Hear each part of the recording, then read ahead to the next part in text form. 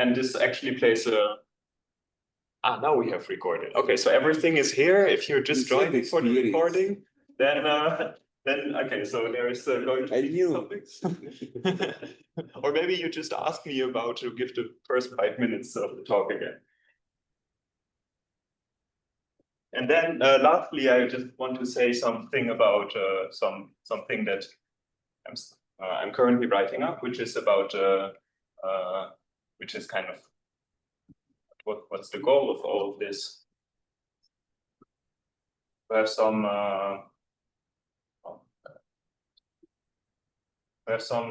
universal property of this object as a real one-dimensional modular functor. So somehow we go from this very concrete formula to some set of axioms, and then there's a way of showing that that's the only thing that has these axioms, which means that somehow we can get this formula back out of it, and also the Virasoro algebra. Is there any questions so far?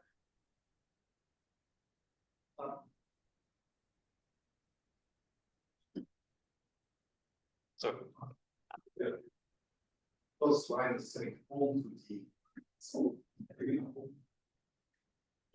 no, so this is about full 2D CFT in the sense that these are real value partition functions. And then we get this real determinant line and real one-dimensional modular functor.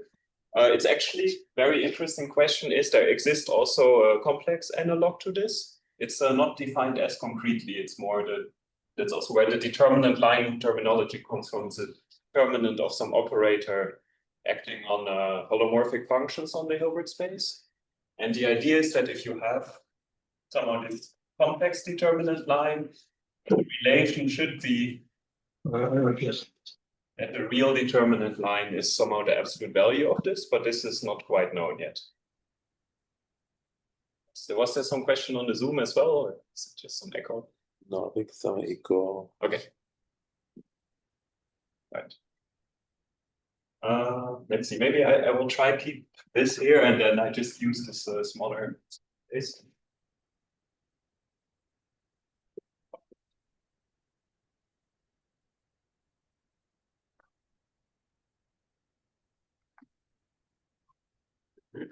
So this real determinant line, I will maybe usually I would write R C of sigma.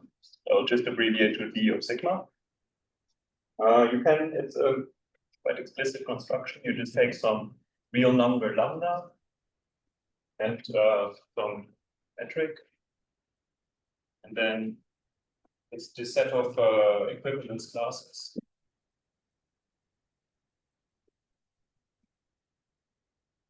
Where these are somehow some generators, and then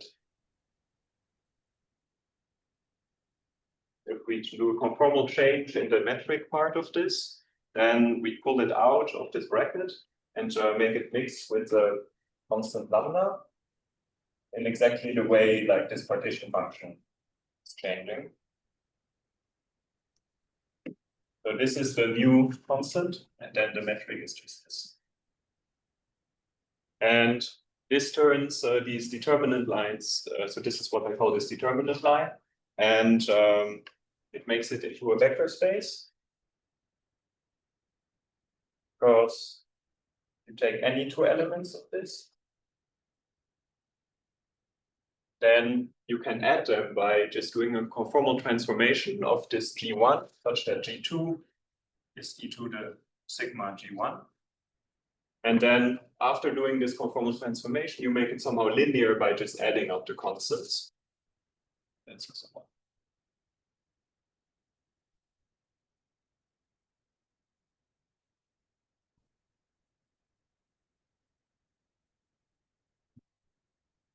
And here it is just G1 now. And because any two metrics can be related in this way, this is just on a one-dimensional space. It's just nice, I mean, that you have some abstract description, but any basis can be given by picking your favorite metric and then just putting a 1 here. And this defines a line bundle over the modular space, because if we have a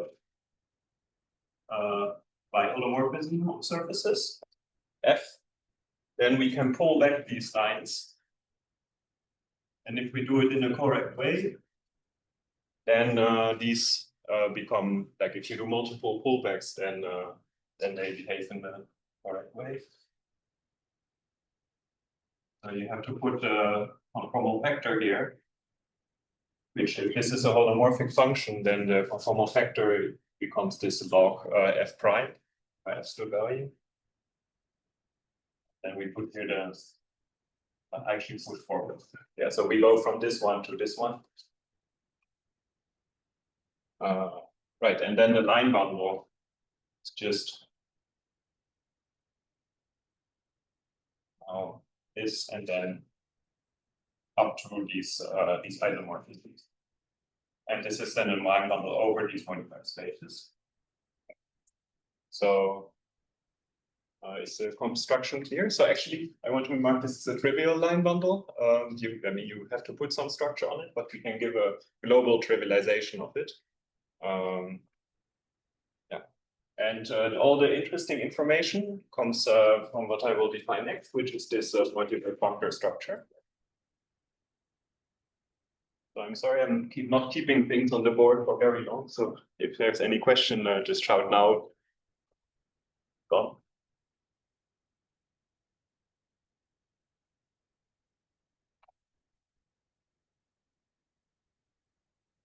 So sorry, just again. So this is just like you are setting up your foundation, right? Exactly. Yeah, but the name determinant line.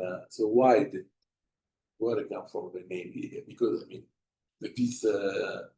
this lambda is some determinant expression somewhere. Okay. I will put it here already because we need to later. So you can define a special case of this, which is the zeta regularized determinant of your Laplace on the surface. Okay, the free Boson case, yes. And you put it to the power c over 2. Then this thing G. This is an element, this space that I just defined. Maybe this doesn't have the G anymore.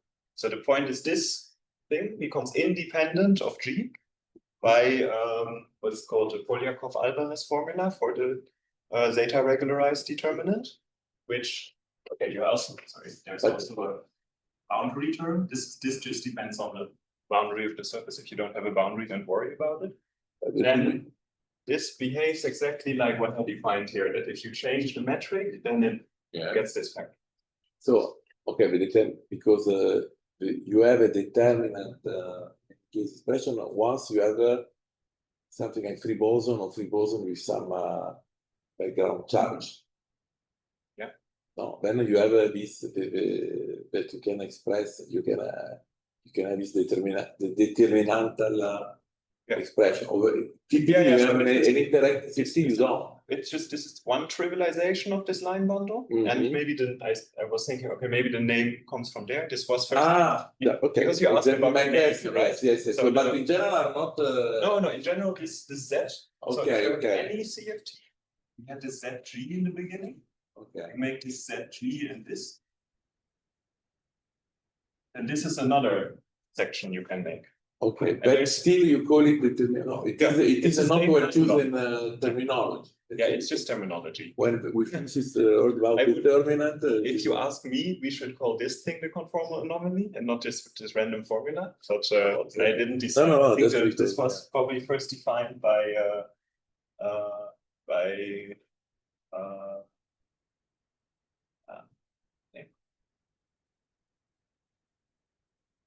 Schenker and Friedan. Okay. Friedan Schenker there. So the paper where they do like the CFT on higher genus, and then they consider this Dilling-Mumford compactification and so on. There's some mention of this, and I think it's called determinant line. Otherwise, there's a paper by Kontsevich and Suhoff where they can do this SLE, where it's also called this determinant. So I think that's the first place where it's like they really discuss. Okay, thanks. So for this on the functor part, but now we will this is what puts some non-trivial information in this. It's if I have two of these moduli spaces. .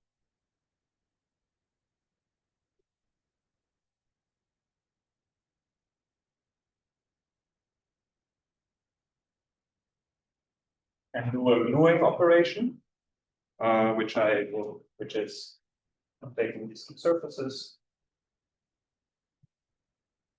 And then we identify their boundary. Actually, we need a boundary parametrization for this, which is also, maybe I should have put like a tilde on these surface moduli spaces. They are infinite dimensional moduli spaces because they come for each surface also with a choice of boundary parameterization. And then the gluing looks something like this. We have our two surfaces, and then parametrization from the unit circle, and then some color neighborhood here always maps to this outside. And then here we just do a transformation of z goes to 1 over z, gluing these surfaces together. And I mean, this is for analytical parametrization, this is very trivial.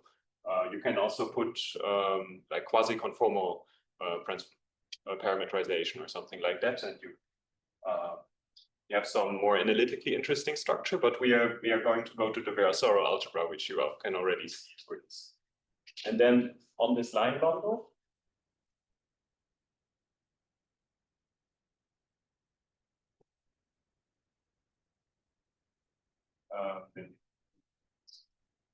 there are many ways to glue if you have many surfaces, many boundaries. And then we have the lambda 1, G1, lambda 2, G2. So we make it bilinear. And then we can join the matrix. So for any matrix, this, of course, this will just give some non-continuous, non-smooth metric. But because we can do conformal change, we can do a metric that looks near the boundary, like some standard flat metric near the unit circle. And then we can always make these line up smoothly, such that we get a metric on the glued surface. So this is some very intuitive structure we can put on this. What makes this interesting? Because now we can, now I will show you how to get to the Virasoro algebra. Right.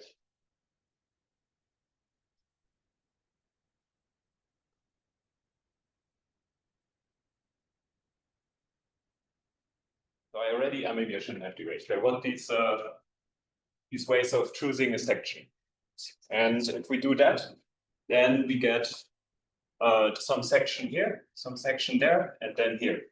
So what we do is we compare the product here to this original section, and we call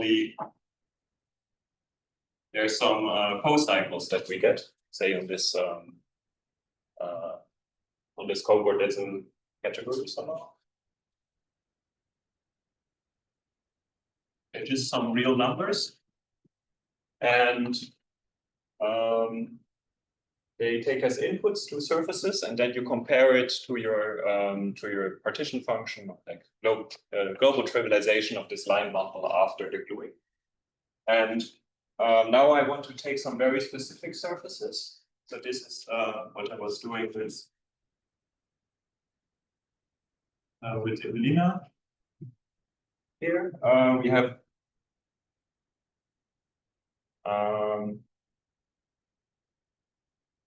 if we have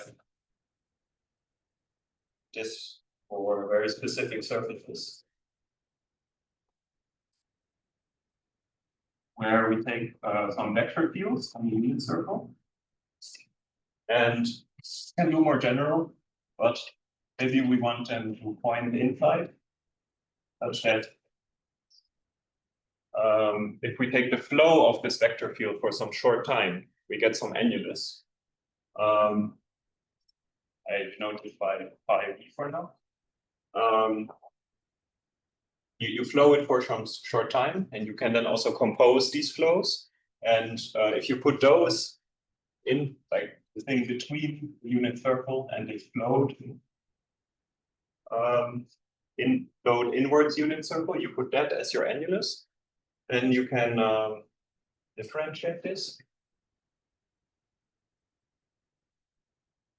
And then you get the Gelfand-Fuchs co-cycle. So this is C over 24 prime W double prime.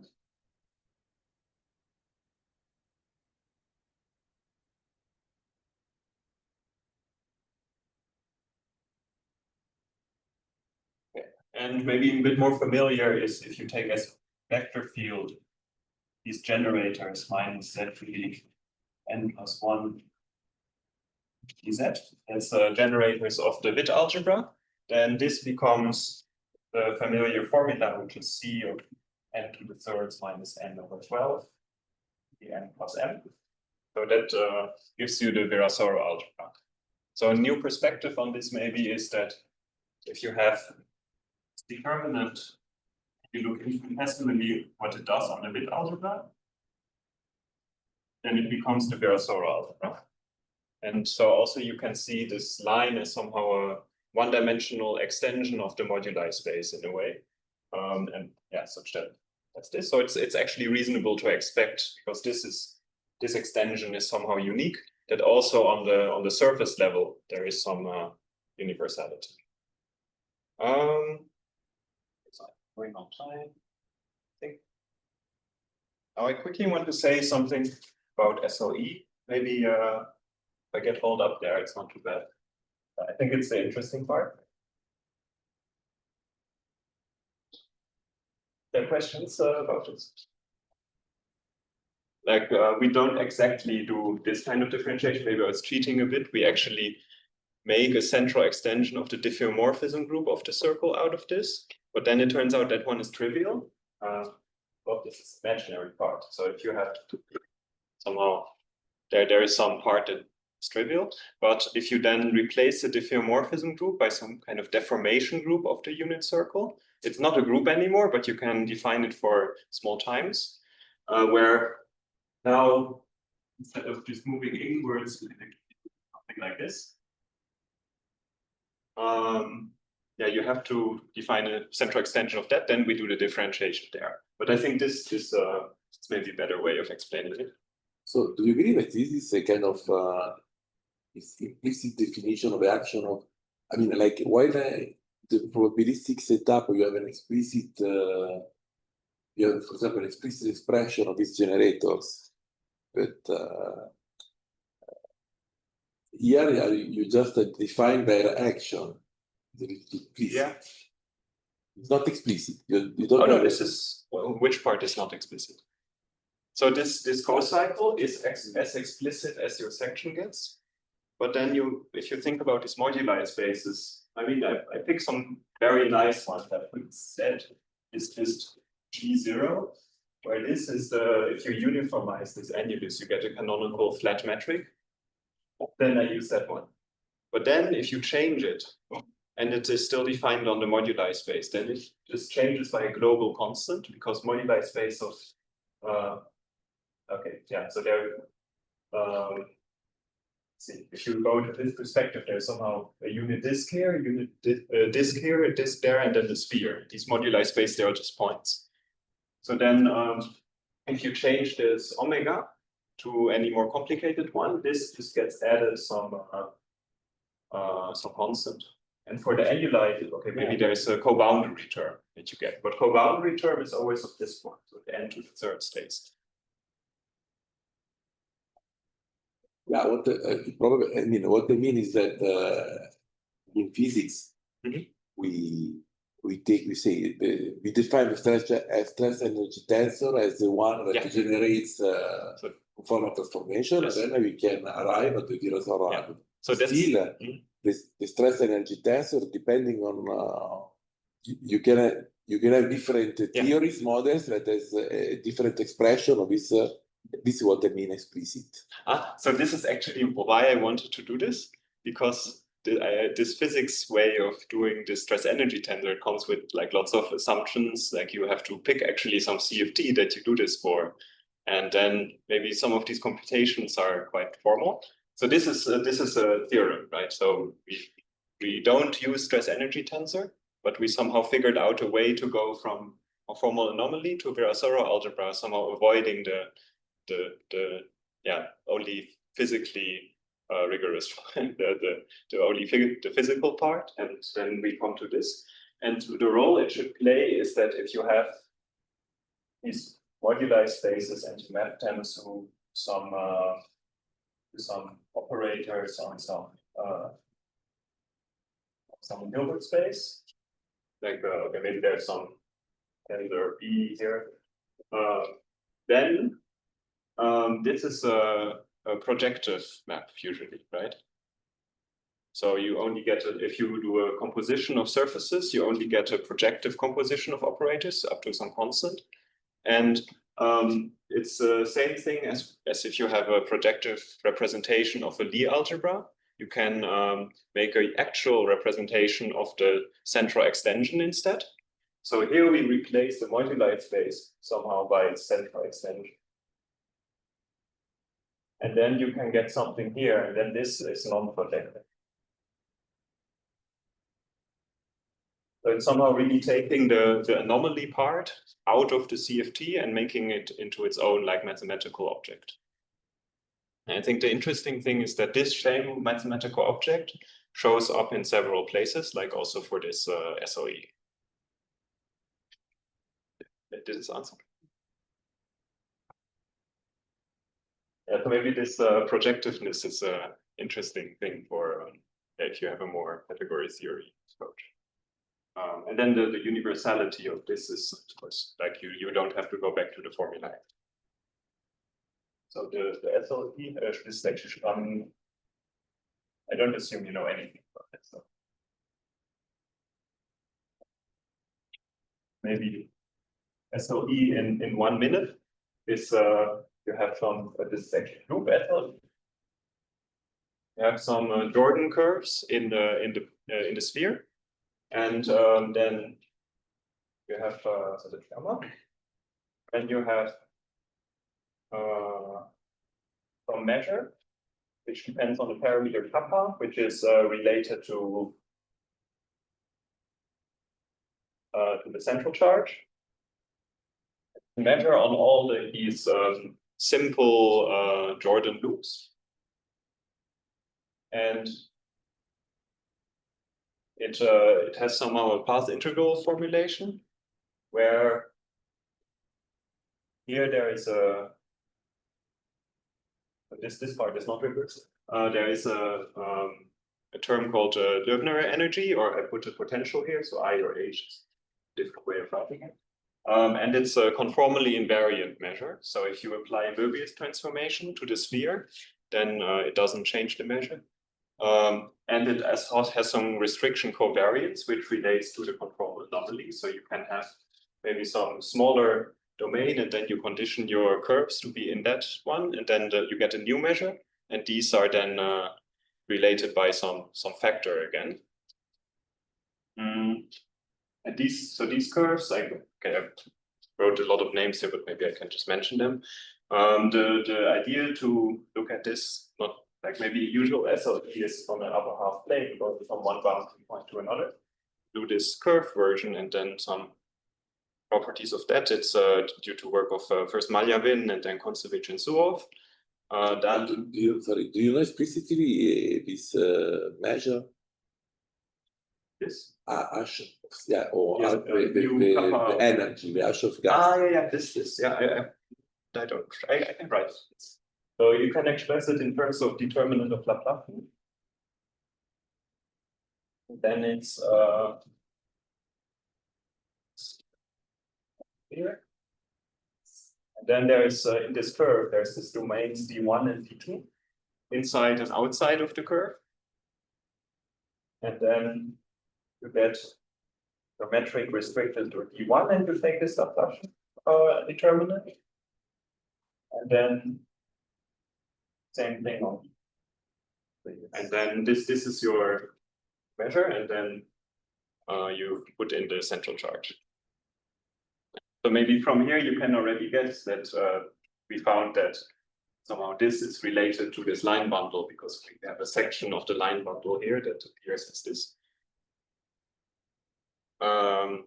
Yeah, so then there was a construction on all of these, and actually Alvarez and Diego proved now that these satisfy some universal property as well, that it's a unique measure for the fixed kappa.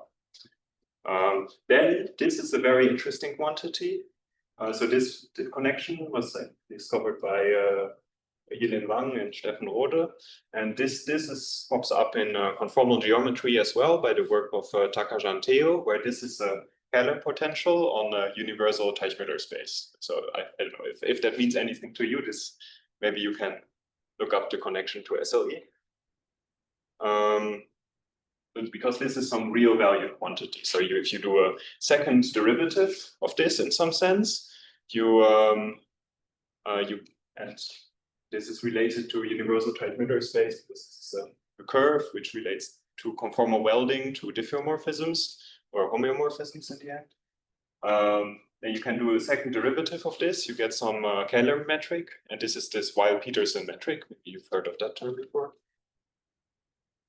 Yeah, and then the statement here, or observation.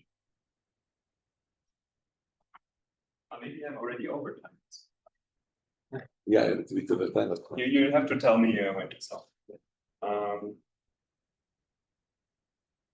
If you take this co-cycle of this real determinant 9, then becomes minus C over 2 is the edge. And you can think of this a bit more like as a generalization of the SLE. You could get if you put different co-cycles here. So one work that I did with Yan Luo, we looked at a two-loop version where the loops are nested like this, and you get 3 domains, one annulus A and then some D2. And then our Loewner potential becomes omega E1. Then you glue A and D2 plus then A and D2. And here the algebraic structure of the determinant line becomes interesting because these are not I don't call them co-cycles for no reason. They satisfy co-cycle properties, where if you do the gluing of A and D2 first and then to D1, then you can change the order. This is equal to omega A D1 and then D2 second. Sorry, it's maybe not really fine. So you really have this coming from the associativity of the gluing operation, you get co-cycle properties here. And then this means you have some kind of resampling properties for the curves in the end. Yeah, and so we did, here in this paper, we did all kinds of ways of rewriting this, depending on different sections that you can put here. And there are some interesting quantities that come from complex geometry. And then we look at a variational formula also, and we find that somehow you have to put the right z to be able to have a potential that's bounded from below. And then the minimum is always when your two curves are just two circles, but they can be off-centered. And then there is a certain modulus for which this potential is minimal. Okay, so then I just, as a last thing, I think it's finished now, but I'm just writing it up, is somehow the universal property of this. So you can do this all, not having this example, but just say, okay, we have some line bundle that satisfies this modular functor property. And then I need some more assumptions, which is locality, some crossing symmetry, or maybe crossing invariance, relating to if you have a pair of pens, you glue it to another one. Then you can also glue it in this way. And there needs to be some symmetry with respect to that. And then finally, there's some modular invariance.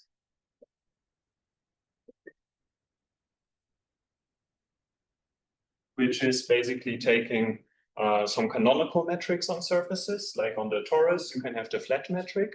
And then in this general setup, you ask, what should this modular functor thing satisfy such that somehow the existence of a flat metric is still there. It's a bit related to uniformization of the Riemann surface this way. So there's actually two versions of this, one where you have the flat version and then the hyperbolic version. And it is related to if you have a torus with maybe one boundary, then you can cut it in this way, or you can cut it in this way. And this should give you the same thing. And yeah, then the reconstruction works basically like once you have put in all the correct analytical data, it's a topological thing that this is called an A move and this is an S move in the covariance category. Or yeah, it's a way of going between different Pence decompositions. Okay, yeah, I guess I should maybe end here. Or is that taking too much time? So,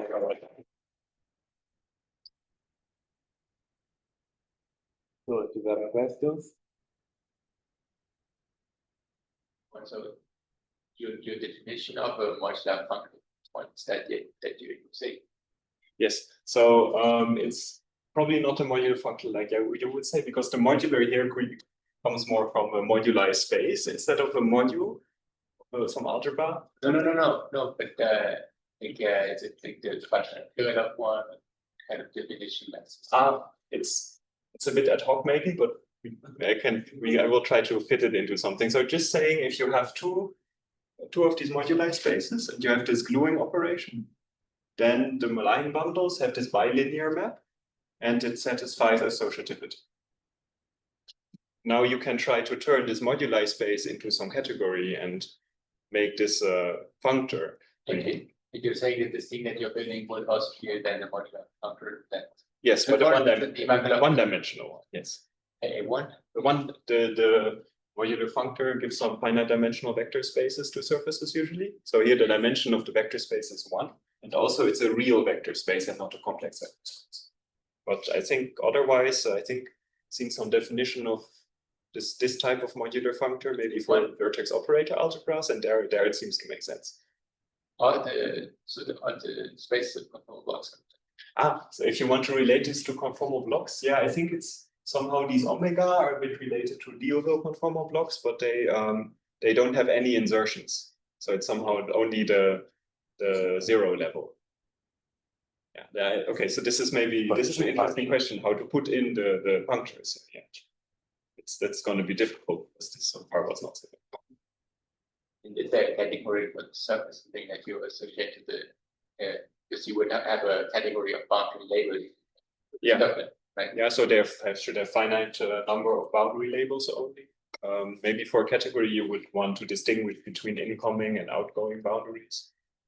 I think of it more as an algebraic structure. So there's this theory of operands and this kind of stuff, where you have some algebraic objects which comes with a lot of ways of multiplying things. And you're saying that the modular functor that you're building is an algebra over a surface algebra.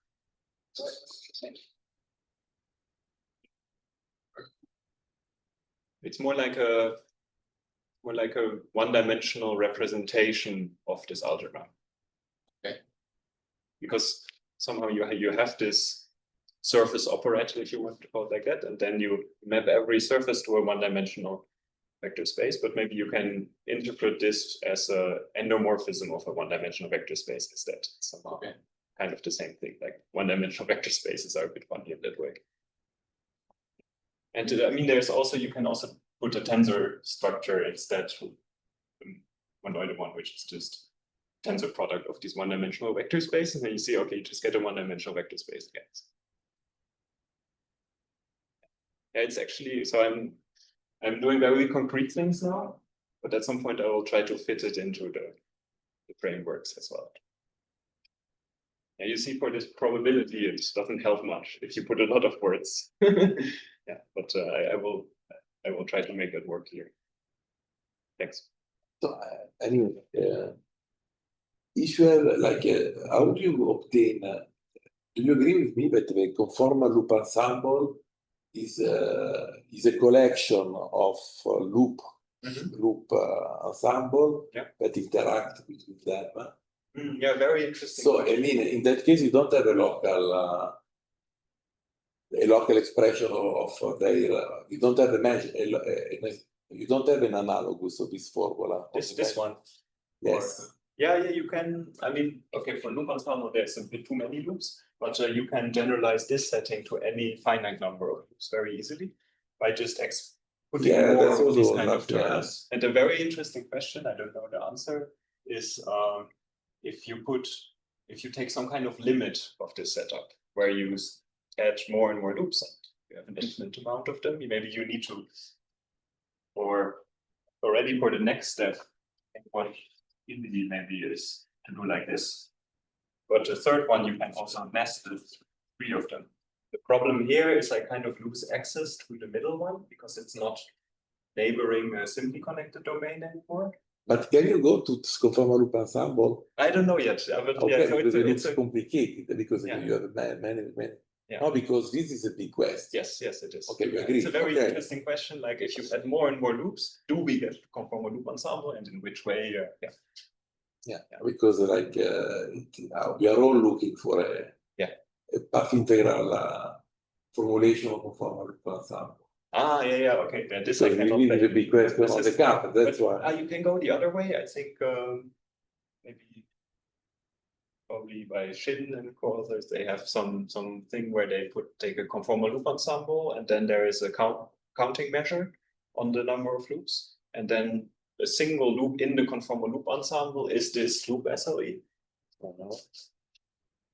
Yeah, but then going the other way seems difficult. Okay. And you see here, you see a bit why, because here we only had one modular parameter, just a modulus of this endpoints. But if you put three loops and you nest them like this, you have a pair of bands which already has three modular parameters instead. I mean, it only can get more complicated. Yeah, but the conformal loop is like a super of all these configuration. I mean, many. Yeah. So it looks like complicated to do it. Or maybe you do with some recursion, relation, interacting. Yeah, some nesting. Yeah, you can try. You can select where to put the next loop somehow. You should decide using some partition function on the loop ensemble in those things. I don't know. We can discuss about this. If there are no other questions, so thanks, Sid.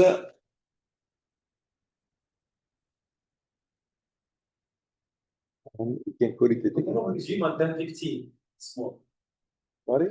Tomorrow, we start at 10:15. Okay. The whole presentation of in small amphitheater.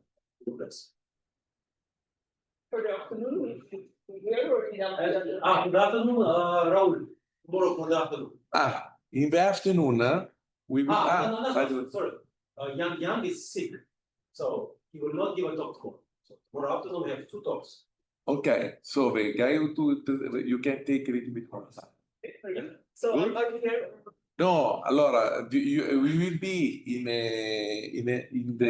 another seminar room, which is on this floor, but on like at the end of this corridor, in front of the corridor, there is a seminar room, and the afternoon talk will be there. Naturally, Azat will be around. We will show you, but in the afternoon. So the land will be occupied. The cathedral will be occupied. The cathedral, I don't know if I don't remember. I always prefer the seminar room because it's a little bit. But I think that the cathedral is always to us, so we can always have the option to do it there. But the seminar room there is nice, huh? It's a big blackboard and it's more silent, I think. Okay. But it will not be probably a video. Okay. There will not be probably Zoom thing, but it's not. No Zoom. Yeah. Okay. So you see, we are organized and are prepared. We are like organizing at the last moment. I'm trying to figure out the slides. Or Not really, do not record, please.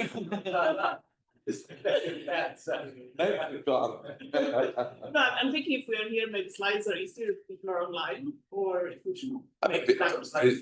Yeah, I mean, okay, there are, I mean, in any case, there are no many people online. Typically, there are 3 or 4 people. Yeah, I mean, either option works. Yeah, Just I mean, like. to see what's sincere for everyone.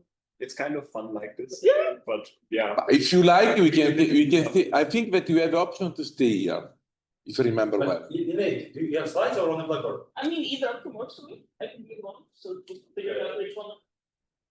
Because he will help you slides. Right? I mean, Blackboard is much better there. Huh? Yeah. With slides, maybe slightly easier since I have some You- curves, but I can always go them. With the slides, you can also use the slides there and probably here. Yeah. But yeah, slides you can use it here because you share the You may be the blackboard. Blackboard. Maybe for people. This is quite small. Listen, we have the best Okay. Blackboard in Paris area there. Trust me, it is like, it is not like this. It's a Blackboard wall. Okay. We go there. I mean, after you are the time. Yeah, I mean, I think it's very nice, but Okay. you have the option. But Wednesday will show me tomorrow, right? I will show you now. Show me now. If you want, I can show you now. I can show you. So, yeah, I've worked now. 3 people.